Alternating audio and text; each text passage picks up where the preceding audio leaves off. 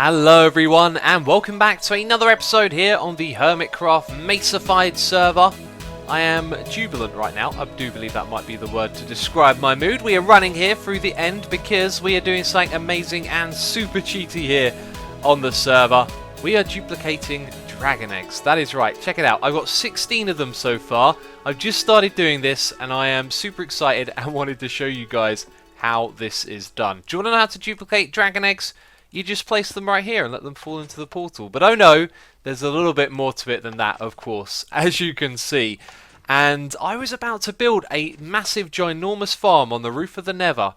And it was going to take up a lot of resources, a lot of time, and it was going to duplicate dragon eggs. Then a friend of mine, Tree Miner, sent me a much simpler method of doing this. And it has worked first time, which is just fantastic. I've only done a couple of rounds of this. How many eggs did I have? 16? You can do the math. I started with 1, then I came out with 2, then 4, then 8, and 16, and now we're going to have 32. So all we've got to do is place them here and let them fall down, believe it or not. Now usually what I do at this point is just drop down into the portal myself, but we're going to turn around, run around through here. Oh, and by the way, I have sort of moved the portal. No, that's right, I've put the portal here, but I don't have my flint and steel. I lost that in the Nether. Funny story, I died in the Nether during a live stream. It was absolutely brilliant. The only item I lost was my flint and steel. No complaints there.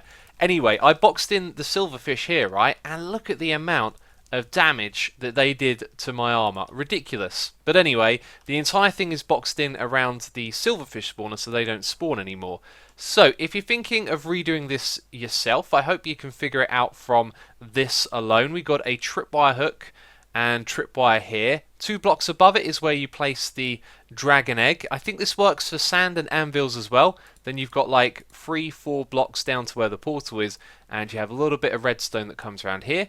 We invert the signal, it goes down to this bit, and then you've got this little thing. I forget what this is called, but basically it makes a very short pulse. I think it might be a monostable circuit, and that momentarily retracts a cobblestone wall down the bottom here. And that's just the perfect timing for this bug glitch exploit to happen. And as you can see, we have 16 eggs. We go over here, we get another 15, and then there's one planted here in the middle which we need to hit with a piston and pick up. And now we got 32. So on this next run I'm gonna have 64, and I tell you what, I'm gonna be at this for a while now. I want loads and loads of these eggs. We can use it to break bedrock. We could do amazing things with that, like for example, you could break the bedrock on the overworld at the bottom and create a trap where someone could fall into the void. That's not very nice. That's not something I plan on doing. But there are just all sorts of uses. I mean, technically you could break this bedrock as well, right? Crazy stuff that can be done with it. And of course we don't want to lose the dragon eggs. So my plan is to get loads and loads of these things. That's right. That's right. This is the first thing that I wanted to do. With no real purpose at all. Check out Biffa's crafting bench. I've still got loads of dragon eggs. I think we're at the world height. Yeah, pretty much there. Let's drop off. And, oh, my elytra. Oh, yeah, I do have my elytra. I'm joking. And, yes, that's right. I forgot to set this up properly. So what I was going to do was put slabs on the slime blocks and activate the piston, which I forgot to do. Silly me. I guess what we'll have to do is just punch out the slime blocks, and they're all going to fall down. Look at that. That's very, very cool. I love it. Oh, wait a minute. How have some of them gone on the floor like that? That's really odd. But yes, we have an insane amount of dragon eggs. It got to this point where I was like, right, I think I've got about 20 stacks of these things. Do I need any more right now? No, I don't. And what do I want to do with them? I want to drop them from the sky. Of course, that's the first thing you'd want to do. But no, actually, I thought of something really cool that I want to mess around with this and see if we can do. But in order to do that, we need to head to the Nether. So looks like it might still take a while for these to drop down. When I've collected them all, we'll head over to the Nether and I'll show you what my idea is. So here it is, my fantastic, glorious idea. And as I come over here and set up the redstone and piston, I'm thinking, assuming this is not going to work, I reckon that this portal here is going to get a block update of some sort. But my hoping is that because we're using this whole dragon egg replaces block method, that it would get rid of the obsidian and keep the portal. Now if it does that, we might be able to remove all of the obsidian and have the portal left over, which would allow us to do some really cool creative stuff, and maybe even remove some of the portal as well, right? But first of all, we've got to start off by doing this test and seeing if we can actually get anywhere near doing that. And that, my friends, is an extremely promising sign. Now, did this work? Let's have a look. Oh my god, it did! It actually worked! We now have a little bit of exposed portal. That's fascinating. Can we actually remove the dragon head without updating this portal? Now, I might break this right here, and there may be a way to do this. I'm going to put a block there, and it's updated it. That's what I thought it would do. I imagined that removing the dragon egg is actually going to do the same thing as well. So, if we wanted to do this more than just the one block, we would... I don't know, because we've got to move that, so I don't think it's actually possible. You're always going to give an update to the portal, and as I sit here and think about it, yeah, it's not possible, is it? But it's nice to see that we could sort of at least remove one obsidian. Ah well, it was definitely worth trying. So I then had this idea to take things to the next level, and I've invested some time here in a test world, and it took me a while to realise why this wasn't working. And it's pretty simple actually. If you update the portal once one of these obsidians have been removed, it's going to break. We learnt that a moment ago, but what I didn't realise is this applies for when it's in the lazy chunks as well. So when a dragon egg falls and replaces the obsidian, like that, in a lazy chunk, that doesn't actually update the portal, but then the act of removing it with a piston head would update the portal and stop it from working. And it took me quite a while to get to that point where I realised that was what was happening, which is a real shame because I'd set up a whole other part of the contraption here as well to push blocks into the place where the obsidian was after it had been removed. But I do want to show you this contraption, even though it is now sort of completely pointless. I mean, the most that you could do is remove the top 4 obsidian and then have the dragon eggs just stay there on top of the portal. My idea, of course, was that maybe this would lead to some sort of contraption where you could have custom portals in your world where you didn't have to rely on the obsidian. Anyway, that is now set up. When we activate this, the dragon eggs will fall in one by one.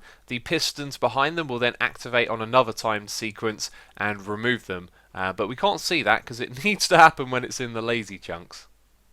So yes, in a way, this has nothing to do with Hermitcraft, but this is just something that I was doing, and I thought unless I showed you it now while it was relevant, this probably wouldn't ever be something I show.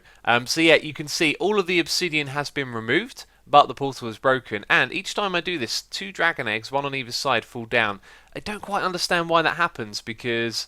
well, actually, yeah, I do. When the bottom one gets replaced, there's nothing underneath it, right? So then it just falls down.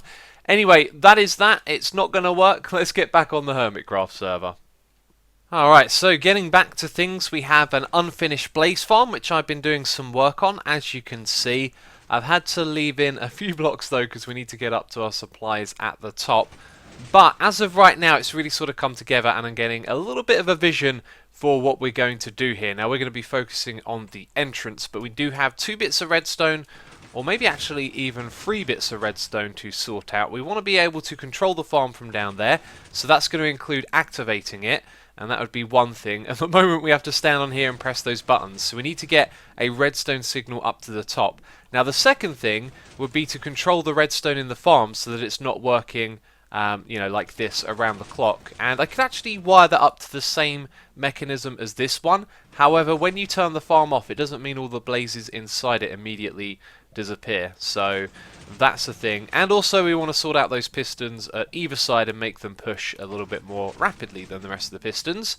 So that's like one side of things. The other one is aesthetics. You can see the entire floor has been changed over to glass in there, and that's because some pigmen were spawning in there. And of course, that makes a lot of sense. That's what they'd do. They'll spawn on bricks.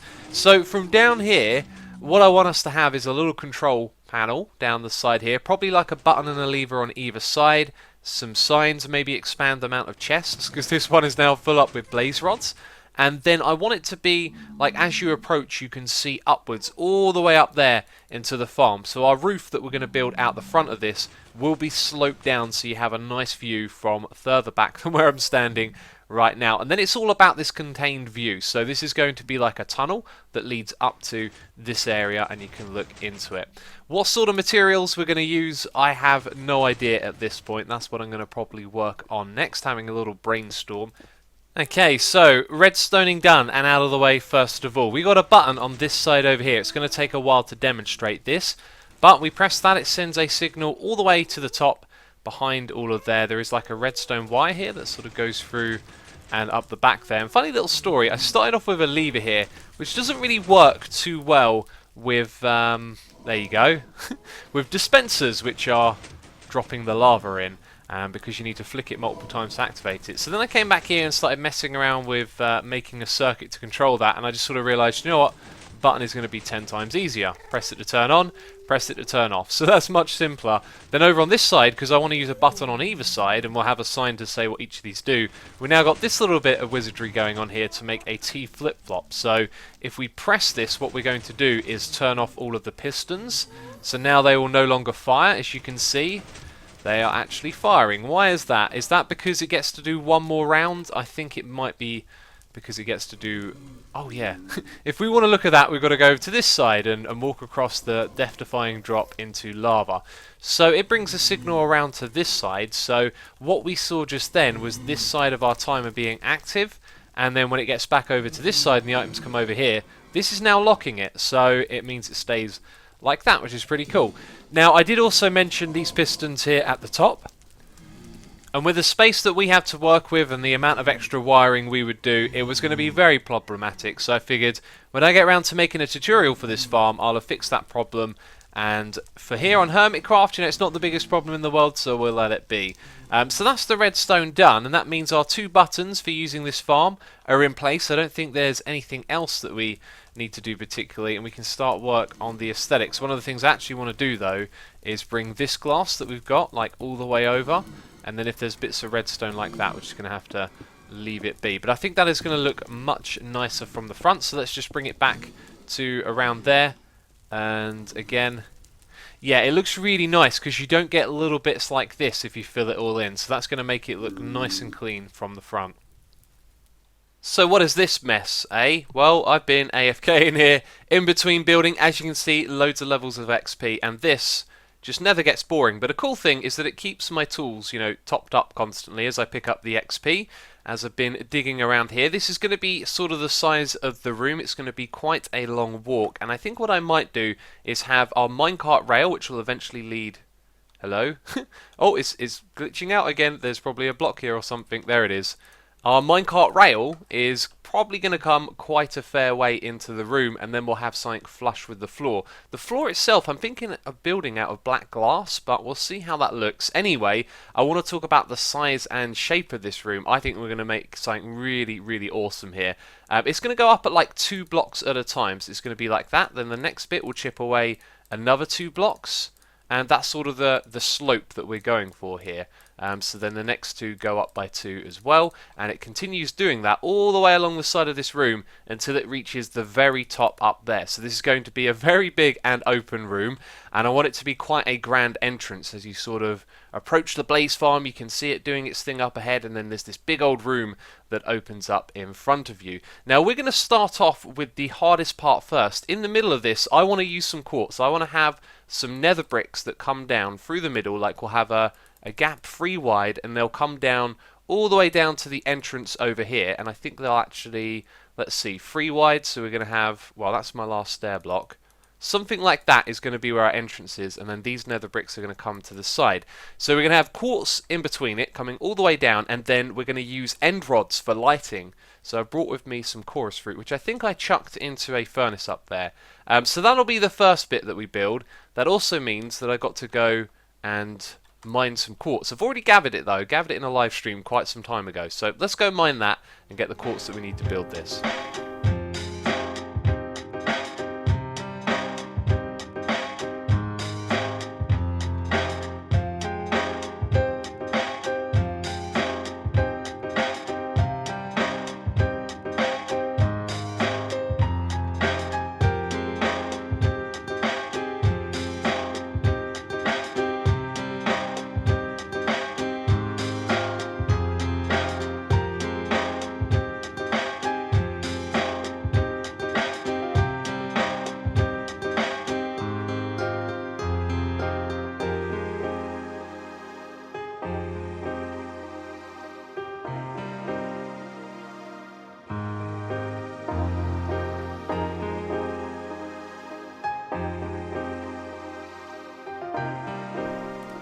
Alright then, let's walk in here and check it out. I've been using just a fraction of the quartz that we mined in the time lapse, and that is really nice. I love the particle effects on the end rods. They make them about 10 times better than if they didn't have those. And yeah, this room is going to look amazing. Now, right now it looks a little bit odd because you've got this bright white quartz in the middle of the dark and gloomy nether. Oh yeah, and some blazes have been attacking me as I've opened up this area to the fortress, and it's made the blazes inside the farm aggressive, and now they fly around looking at me, which is kind of annoying. Let's get some more XP, let's repair some more items, and yeah, anyway, the next bit is where it's really going to come together now. What we are going to use is two different types of clay. We have ourselves some cyan and some yellow stained clay, and these are going to go across. Now, I talked about it earlier that we were going to go up in increments of 2. I don't know if this is the correct spot, but it'll be something like this. 2 of those, and then 2 of these. So 2 across, because I just put down 4 blocks, didn't I? And apparently building is awkward. In fact, building the entire thing is now going to be awkward. So we're going to like alternate that going across all the way up to the top. And that might look like an odd colour palette at this moment.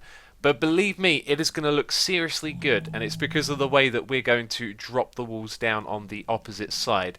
And I think we would be smart to build this side over here first, just because it is the open area, so we can close that and make it a little bit safer. I've also put some cobblestone on the top here, and that's because the quartz can get blown up by ghasts, I do believe, but I don't think hardened clay gets blown up by them, so over on this side we can just leave it as is.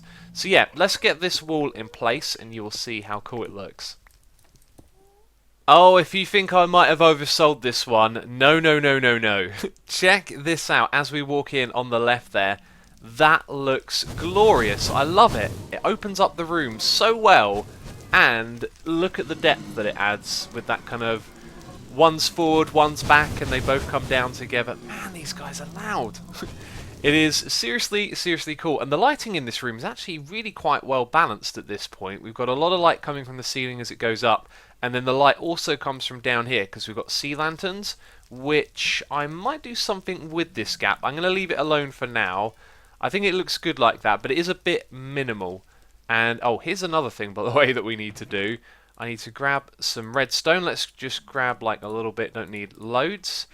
And we can use this to stop mob spawning, as we've recently learned. And the place that we'll do that is just up here, because I've sort of realised that on top of this ledge there's nothing to stop mob spawning in here. So if we put down some redstone like that, we can't see it from down below, and then mobs won't spawn there, which is just fantastic. So yeah, that's kind of how it looks. I'm also going to make some modifications to the front panel here as well, but before we do that, let's build this up on the other side as well.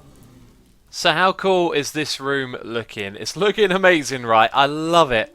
This is so cool, and I still feel like this netherrack floor just manages to take away so much from this build. We need to replace it with something else, and I'm thinking something dark, you know, with some dark glass or something like that is the way to go. And I've just sort of been doing this little bit here, but we need to replace the blocks a little. You are also not a stair block, that's interesting. So we need that one to turn to the side, that one to go like so. Same thing over there, same thing down the bottom, and then slab and slab. And now that just pops out really nicely. I do like that. I want to do the same thing over on this side, but there is death and lava below, so we've got to be super careful over here. And, okay, that's interesting because this is going to be a slab, right? And we can't have a block there. I'm going to have to rewire that a little bit.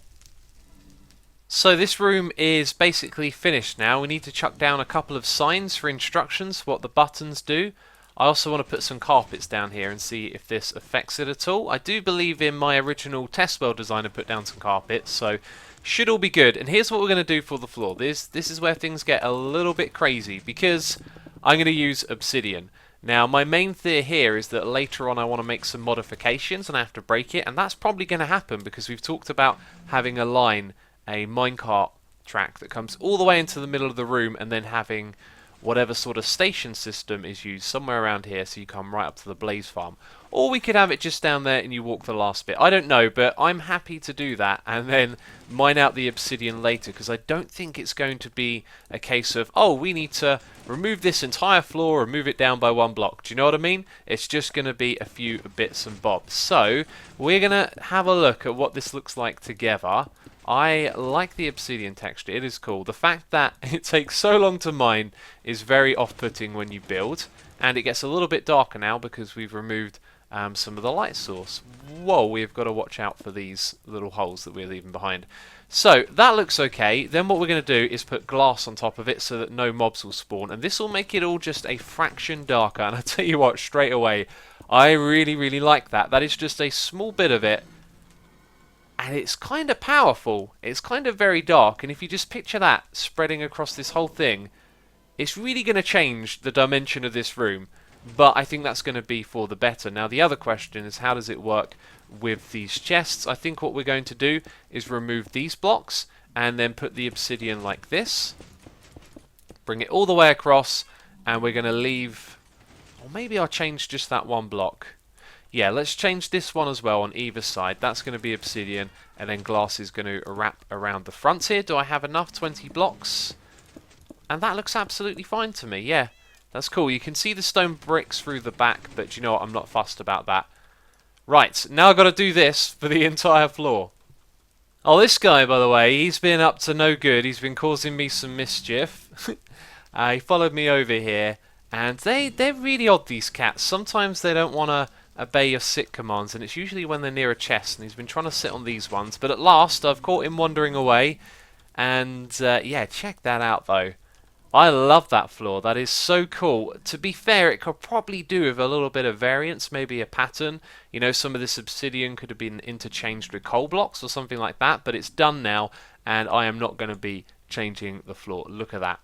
Lovely, lovely build. Do hope you have enjoyed it. Of course, let me know what you think about it with a comment down below. And if you've enjoyed the video, leave a like. As always, thank you so much for your support on these videos. Hope you're enjoying this season of Hermitcraft. Another amazing project done. Still a few more things probably here to do, little bits and bobs, but that's it. That's our blaze farm project, and I have 3 double chests of blaze rods, by the way. Anyway, I'm going to AFK here for a little bit now that this is finished. As always, thank you for watching, and I'll catch you next time. Bye bye.